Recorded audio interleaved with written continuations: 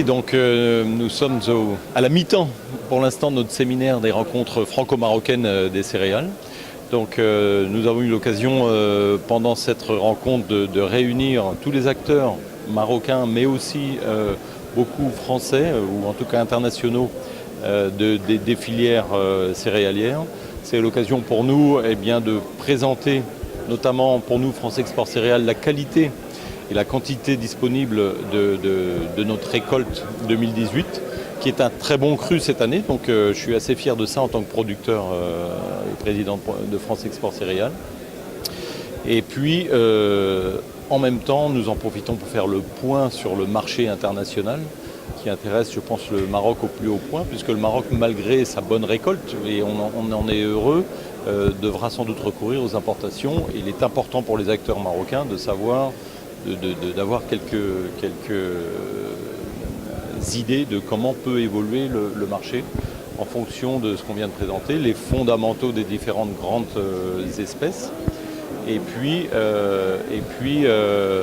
comment évoluent justement les marchés, que ce soit de blé tendre, de blé dur, et aussi indirectement du maïs et des orges. Voilà.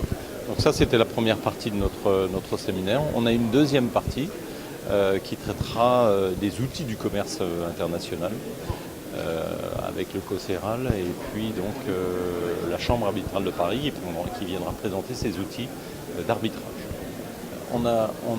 Par rapport à la qualité marocaine, vous voulez dire, on parle alors il y a une vraie complémentarité effectivement entre les céréales françaises et les céréales marocaines. Cette année, la qualité des céréales marocaines est bonne, donc ça c'est une bonne chose.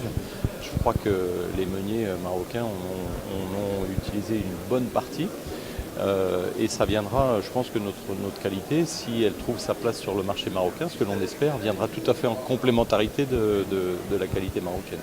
Donc on est sur une configuration qui est très intéressante cette année à ce sujet-là. La minoterie marocaine a l'habitude de travailler l'origine française, elle connaît bien ses caractéristiques. On remonte justement en 2018 sur des critères protéines, des critères PS, des critères rendement farine qui sont très intéressants. Donc je pense qu'on est dans une année très positive à la fois pour le Maroc et pour la France. Je m'appelle Yann Lebeau et je suis le responsable du bureau Afrique de France Export Céréales. Une association de promotion des céréales françaises à l'international. France Export Céréales a un bureau de représentation ici au Maroc qui s'occupe de toute l'Afrique. Tous les ans, nous organisons une manifestation particulière pour présenter l'offre française au monde. Alors, la première des présentations en dehors de la communauté européenne se passe au Maroc et c'est aujourd'hui. Nous avons donc plusieurs intervenants, des techniciens de l'Institut technique Arvalis français, qui vient parler de qualité. Il nous présente quelles sont les qualités des céréales collectées, récoltées en France en 2018. Ensuite, il y a une présentation sur les perspectives de marché mondial. Vous savez, ça c'est l'élément essentiel. On va parler de prix, on va parler d'origine, on va parler de concurrence. Et puis, en deuxième partie de séance, nous allons aborder des sujets liés au commerce international, notamment une présentation du COCERAL, qui est en fait la structure fédérative de l'ensemble des négociants européens. Et puis quelque chose de beaucoup plus spécifique qui est lié à l'arbitrage des contrats. Avec le Maroc, il n'y a pas de problème majeur lorsqu'il y a un contrat qui se passe entre un acheteur et un vendeur, mais on ne sait jamais, ça peut arriver. Dans ces cas-là, il y a différentes manières de résoudre les litiges. L'arbitrage en est un, et nous avons un expert qui viendra en parler aujourd'hui. C'est une rencontre qui réunit 350 personnes, à peu près 300 personnes viennent de la filière marocaine, une cinquantaine de personnes sont arrivées de France et d'Europe pour nous rejoindre. Et ils viennent ici à côté exposer leurs activités, que ce soit des vendeurs de matériel, des vendeurs d'ingrédients ou tout simplement des traders de matières premières.